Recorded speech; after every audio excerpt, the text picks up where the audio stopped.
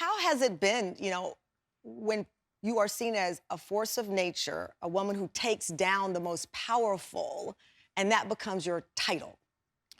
It's actually difficult because that's not my job. I'm not here to take down powerful men. That's not anything related to my work. My work is about healing and action, and it's about empowering survivors of sexual violence. And so it became really difficult to be associated with taking down powerful men and going after perpetrators because it is contrary to the work that I began so long ago that was about little girls in Selma, Alabama. Yeah. You know. And for you, the start of this really was, to your point about little girls, little black girls. Little black girls. To let them know that surviving sexual abuse is survivable. Mm-hmm. And you have people there to lift you up. That's right. Healing is possible. Mm-hmm. But for you to do that, Tarana, you had to then reveal things about yourself. Yeah. And abuse that you had experienced in your life. Yeah. What was that like for you to start writing this down? Was it therapeutic? Were there days where you said, I don't want to go back in these dark spaces. I'm in the light. I don't want to go back in the dark. Well, you have to kind of walk through the dark to get to the light sometimes. And it was...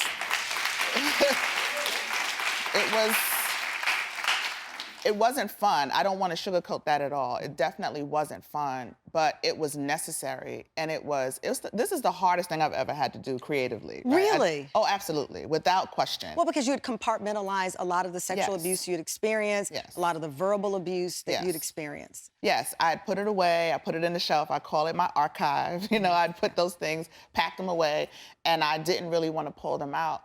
But it was really necessary to walk people through what my whole experience was so they understood why having a movement was important and why a movement like this was important and what the movement was actually about, right? So that you understood the pain and the trauma and all of the things that were behind that, to know that what Me Too is not just a hashtag, and it's not just about, people in Hollywood and taking down these powerful people. It's about the people who actually said Me Too. Right.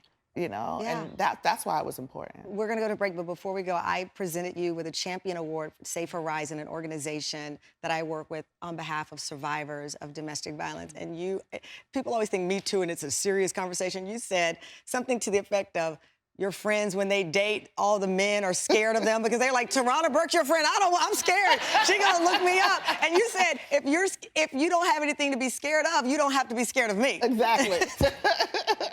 So you have found a way, even in that respect, to kind of, it's not laughing at it, it's putting it all in perspective. Yeah, I mean, being a survivor has to have joy in it. It has to have laughter in it. My life is just not about like dragging my knuckles every day, right? Right. Surviving is about literally surviving and survival, and that means love too. And I say that I like giving gifts because you gave me so many gifts without knowing. I originally launched this show with Harvey Weinstein. And people know that. He was the original person who backed the show. And there were so many times that people would call me and ask me things about him. And I thought, why do I have to answer for some man who I knew 2 weeks, And I don't think I would have had that power. And I have worked in this industry for 30 years. And I have experienced and seen and stayed silent. Yeah. And you gave me confidence to leave all of that in the past and launch this show. So thank you.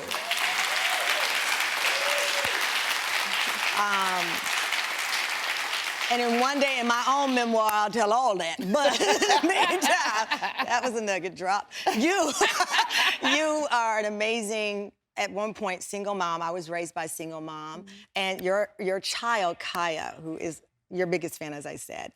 You were there for her when she revealed to you her own survival story.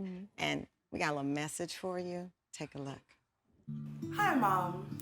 Ironically, I'm making this video for you just as your book finally came in the mail for me. I finally got my copy. Woo. You know you've inspired me. You've inspired an entire generation. You've inspired the whole world.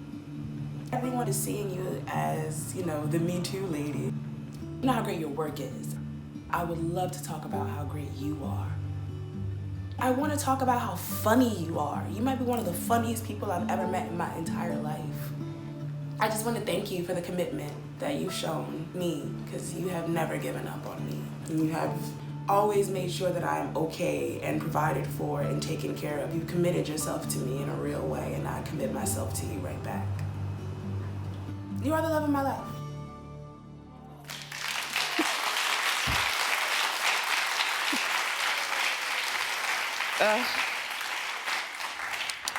Yeah, you got me. You got me. I'm crying. How does it feel to have your child say those words to you? That is my heart in human form. I just love them so much, and it just means everything. Thank you for that.